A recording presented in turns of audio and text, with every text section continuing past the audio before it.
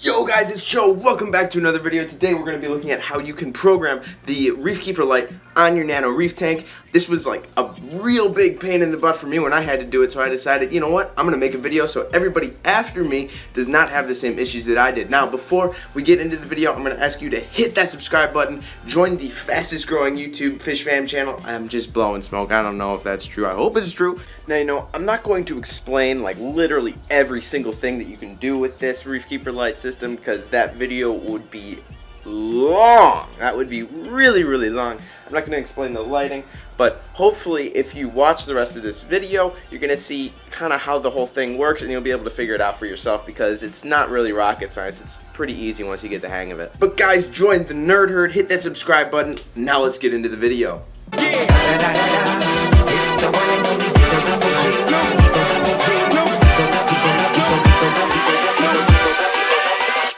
Hold up.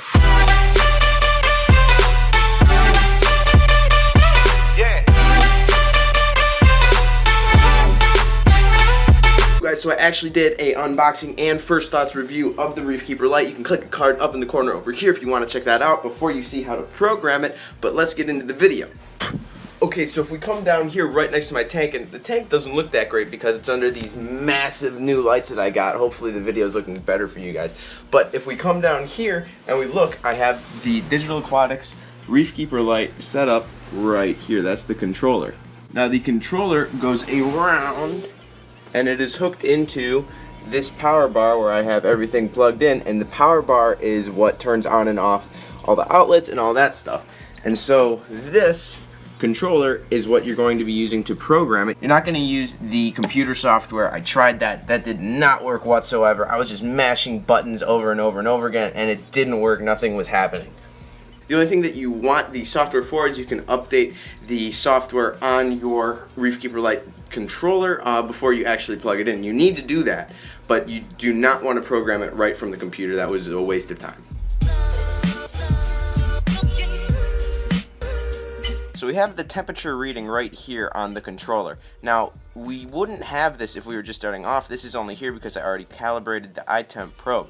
Now, to calibrate the iTemp probe, which you're going to need to do right away if you want to have any sort of temperature control on this, you want to hit menu, and then you want to go down to modules. Once you're over modules and it's flashing, click enter over that, then hit ReefKeeper Lite. See that? That's the iTemp, and it's flashing.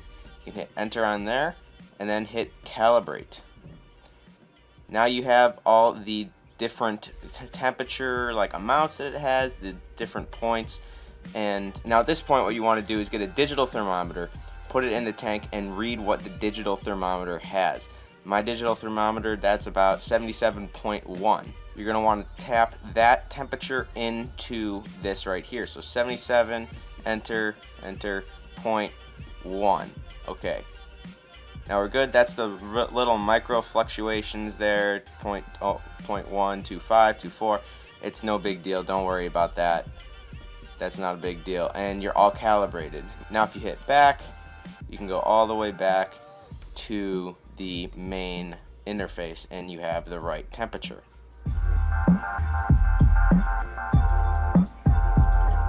Now that you have the correct temperature set up, you have your fan or your heater, whatever you have, plugged into the power bar.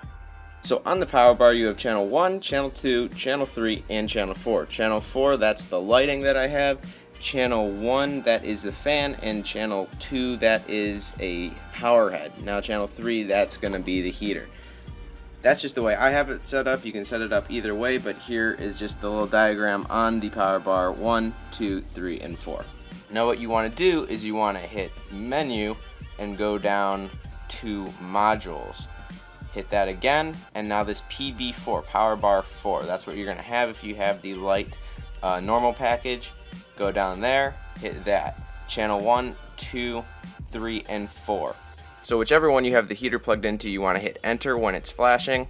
Then it'll bring you to this mode, function, or alarm page. You want to go up, hit function, enter, and right up at the top we have heater. Hit enter over heater, and now set point. This is the point that you want the heater to turn on at. You want the power to go to the heater at this point. For me, that is at 77 degrees. Once it goes below 77, boom, the heater is going to turn on, and you'll start warming up your tank. That's good. Now you can change it up, down, no big deal with the arrows. Get the gist. Enter, and once you get past the next point, hit enter. Default, yep, I want it default on because I live in a colder climate. If you have a warmer climate and you're really fighting with chillers and stuff, you probably want that default off, but either way, I have it on. Now I hit enter and save. Boom, you're good, you've got your heater there. You can just hit back to program the next one. Go all the way back to the modules page.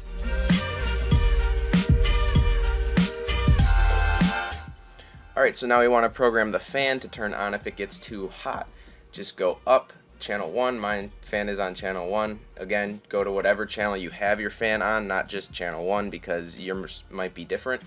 But mine is at channel 1, so I hit enter, go down to function again, and mine brings me right to fan, but for you, if you're starting off, it'll be on off. Just want to go scroll down until you find fan. Hit enter, set point. This is the point that you want the fan to turn on. For me, I want my fan to turn on when it gets over 77.6. I like precision when it comes to the temperature. It's not really a thing you want to mess around with. So 77.6, again, you can go up and down, 0.5, 0.6, whatever you want it to be set at. Hit enter, default. I want it default off because I usually won't have it going. So if anything malfunctions, I don't want it to cool the tank off too much. Hit enter. And enter, save. Boom, done.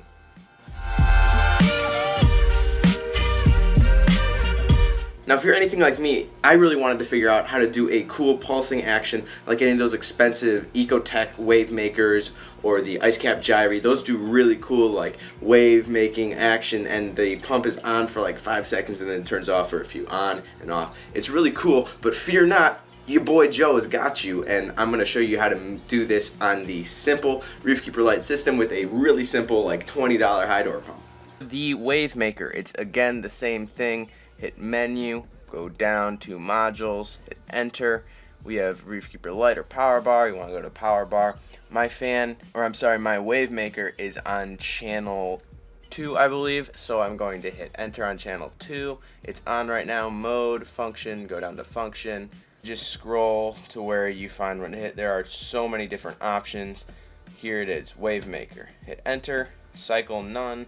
That's good. I just have mine going right now, but you can change it if you want like a pulsing action from it. You want to go to cycle wavemaker A. Hit enter, at night off, okay, whatever.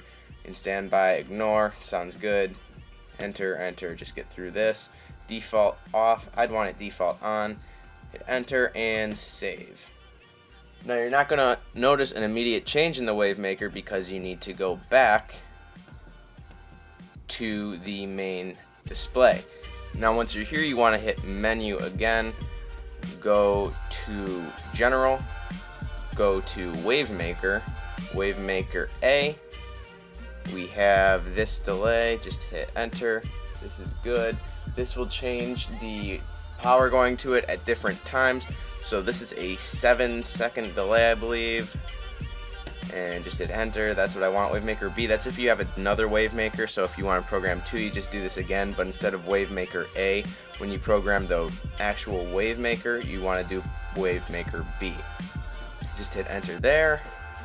Random, no, that works. Save. Alright, now let's take a look at the wavemakers in our tank. Going right now, 7 seconds. It's on the cycle and it just stopped and blows again. So it's a little bit more of a wave. I'm not using it. I won't use it. I'll set it back. I'll just have it going full time. But this is just a normal high door pump. You don't need anything fancy with this ReefKeeper Lite system. You can get the wave action out of anything. It'll just turn it on, and you can mess with the settings if you want it to go for 10 seconds and then be off for 3, 10 seconds off for 3, anything you want. You can customize using the settings in the ReefKeeper Lite controller that I showed you earlier. So guys, that'll just about do it for this Sunday video. I know I usually post vlogs on Sunday, and I'm trying to, but this weekend's absolutely crazy, so I wanted to film a nice, shorter, didn't take too long to film this video, so this is the video coming out. Plus, it really needed to be done, and I got a few requests for it, so that's what came out today. And thank you all so much for watching. I really appreciate it.